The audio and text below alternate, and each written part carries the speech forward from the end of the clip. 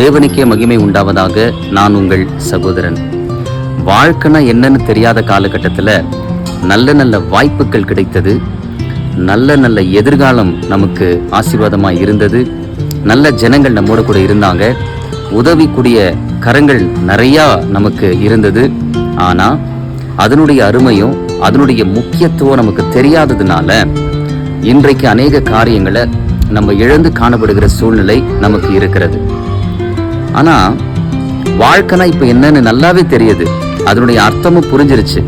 ஆனா திரும்பி பார்த்தா உதவக்கூடிய நபர்களும் இல்லை, எந்த நன்மையும் உண்டாக மாட்டேங்குது, வாழ்க்கையில முன்னுக்கு போக முடியல, எதுவுமே நடக்காதது போல சூழ்நிலை காணப்படுகிறது.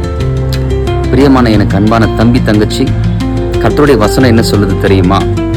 எபிரேயர் 12வது அதிகாரம் 1வது வசனத்துல கடைசி வார்த்தை என்ன சொல்லுது அப்படின்னா, நமக்கு நியமித்திருக்கிற ஓட்டத்துல பொறுமையோடு கூட ஓடக்கடவோம் என்று எழுதப்பட்டிருக்கிறது. பெரியவங்க சொல்லியிருக்கிறாங்க, வாழ்க்கையில வேகம் வேணும், அதே சமயத்துல விவேகமும் வேணும்னு சொல்லியிருக்காங்க. வேகமா ஓடி கீழே விழுந்தா பலமா அடிவிடும், அந்த காயங்கள் ஆறுகிறதற்கு பல வருடங்கள் ஆகும்.